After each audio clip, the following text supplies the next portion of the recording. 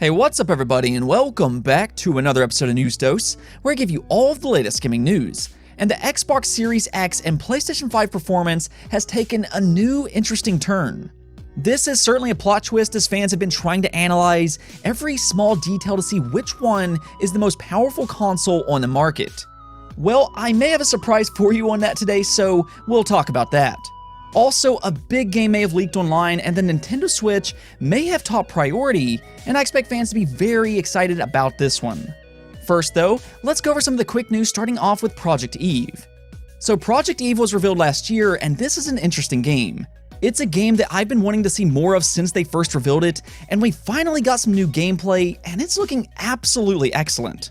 So Project Eve is actually developed by ShiftUp, a South Korean-based developer, and it's inspired by the likes of Nier and God of War. Those are certainly great games to be inspired by, and if you take a look at the new gameplay that they just revealed, you can see those inspirations with how it's designed and with its combat. I think that there's also some similarities with Bayonetta and even Sekiro. There's definitely something happening with how she blocks attacks, though I would love to hear from the developers on what exactly is happening there, because you can see with the UI there are several different bars. Of course, you've got your health bar, but it seems like when she blocks and dodges, another bar fills up and may even power up her sword. If that's the case, that could make for an interesting gameplay mechanic. With that said, Project Eve looks to have a lot of potential. This is just one boss fight, but it looks like a lot of fun, and it's a very pretty game. I'm impressed from what I've seen so far, and I'm liking pretty much everything that I've seen in Project Eve. I hope it's as good as it looks, because this one is definitely on my radar. I'm also excited to see some of these other countries make big AAA games like this.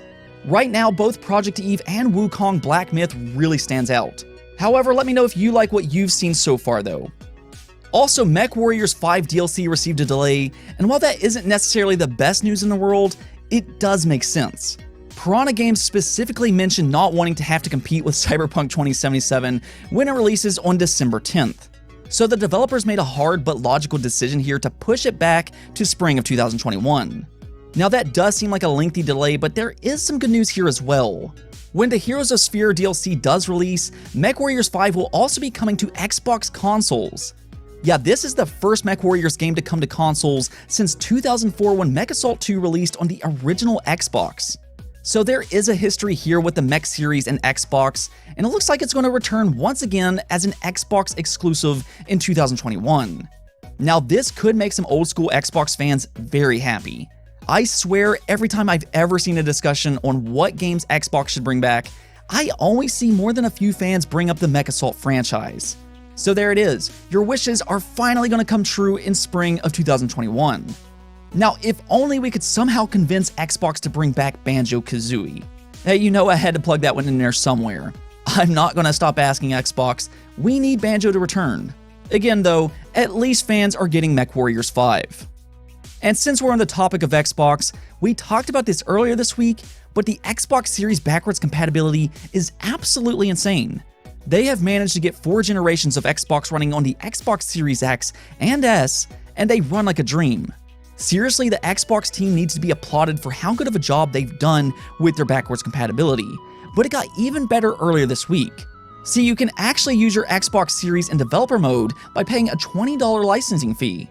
Don't worry though, you can just switch back and forth between developer mode and retail, so this doesn't create any kind of problems where you're stuck in dev mode only.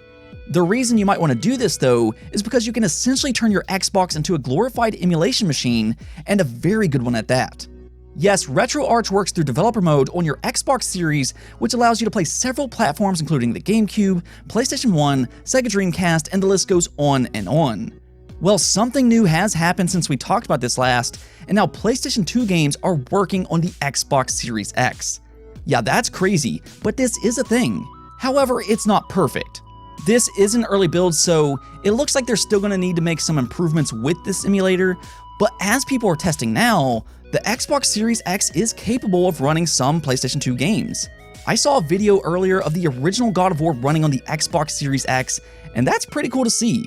And honestly, this could be a selling point for the Xbox Series, especially the Series S. I mean, that's only a $300 machine, and if you like emulation a lot, you can do some pretty cool things there. I'll be very interested to see modern vintage gamers video on PlayStation 2 emulation though. He did a great job showing RetroArch working on Xbox earlier this week, and I'm curious to see what all he finds with PlayStation 2 running on the Xbox Series X. I'll leave a link to that video below, however, and I'd highly recommend you check that out. Next up, let's talk about PlayStation VR. If you've been following the channel for a while now, you probably know I do like virtual reality games, and I think something exciting is happening here with PSVR 2. Some new patents recently hit the web that could be hinting at advanced haptic feedback. Now that's something we've been hearing a lot about in the last couple weeks, as many fans have been blown away by the technology and the PlayStation 5 DualSense controller. Well, it looks like they might be taking that technology over to their next VR headset, and that does make sense for a number of reasons. Not only does it work well on a standard controller, but it does add an extra layer of immersion while playing games. If you've played Astro's Playroom on the PlayStation 5, one of the first things you notice is that you can actually feel Astro walking around through the controller. It's a really cool sensation, and VR is all about immersion. That could be something that could help separate it from other VR headsets. You know what really gets me excited though, is Astrobot 2. I loved the first Astrobot on PlayStation VR, as many of you know, and I imagine we're probably going to get a second one on PlayStation VR 2. Honestly, Sony needs to turn this into a big franchise. Team Asobi is incredibly talented, and Astro's Playroom on the PlayStation 5 shows further proof of that. I mean, that game was free and it's included in every PlayStation 5, but the attention to detail was just absolutely outstanding. All I know though is I want more Astrobot, and if PlayStation VR 2 ends up using haptic feedback, I'll be very interested to see what they can do with that technology paired alongside virtual reality. Let's talk about the Xbox Series X and PlayStation 5 performance though. We talked about this a couple days ago, but there's been a huge controversy over the performance of these consoles at launch. Everybody seems to want to know which one is more powerful. The Xbox Series X is the more powerful console on paper, but with some of these early games, the PlayStation 5 is outperforming the Xbox Series X. That's a little surprising to some people, and the big game that everybody seems to be focusing on is Assassin's Creed Valhalla. The Xbox Series X version at launch was having some issues with screen tearing as an example, whereas the PlayStation 5 version was the smoother of the two. Well, it looks like Ubisoft pushed out a new update that looks to fix some of these launch issues, and the good news is that the Xbox Series X version seems to have improved. It's not perfect, but early reports are claiming that much of the screen tearing is gone, especially in some of the problematic areas. Meanwhile though, the PlayStation 5 version reportedly seems to have gotten worse with this update, which is really odd. Now this is probably just some kind of bug, and I would expect this to be fixed, and that right there's the thing. For the last 2 weeks, I've seen some very heated debates on this topic, and I just want to stress this. These are launch games. As Xbox said earlier this week, we have not scratched the surface of what these consoles can do, so don't expect launch games to take full advantage of either console. And I do understand that places like Digital Foundry are going to analyze these games, and they do a fantastic job with that, but it's important to keep in mind that these are just launch games, and developers will get better with these consoles as time goes on.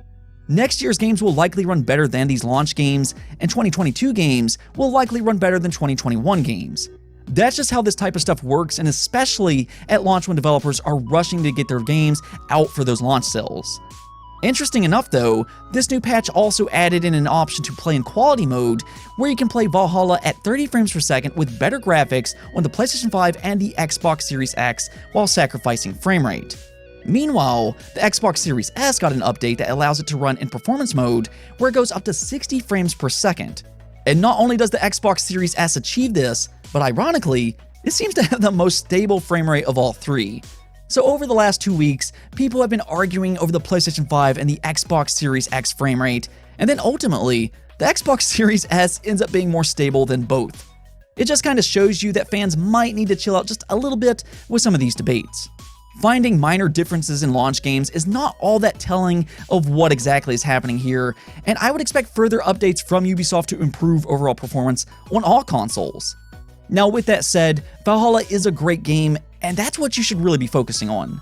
It's a great looking game on both consoles, and it's just a good game overall. Instead of fighting over it, just enjoy it, and that really is my ultimate takeaway from all of this.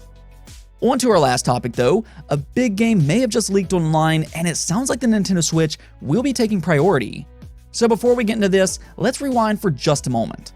Earlier this month, Capcom unfortunately got hacked where pretty much their entire release schedule leaked online.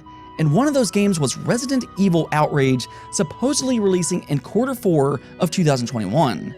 As to what Outrage is remains to be seen, but according to the well-trusted insider Dusk Golem, he revealed that Outrage is 100% a Resident Evil Switch game, and for all intents and purposes will be Revelations 3.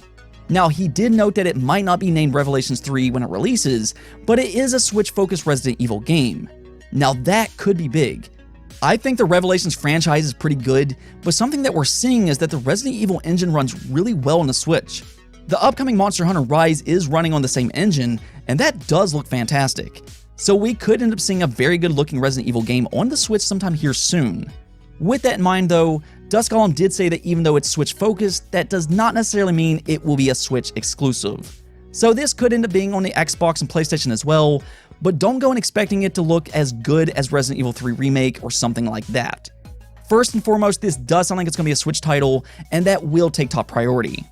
I'm okay with that though, and it gives Switch owners something to look forward to with the Resident Evil franchise. I'm a big fan of this franchise, and it looks like Resident Evil fans have a lot to look forward to over the next 4 years. As always though, take this news with a grain of salt until it's confirmed by Capcom themselves. However, let me know what you think of Revelations 3 being in development. Would you like something like that? Let me know in the comments below. Anyways though, that's it for this episode, but if you liked the video, don't forget to bell notification and subscribe button for more content just like this. Also, if you'd like to support this channel through Patreon, thank you for making this content possible. Peace out.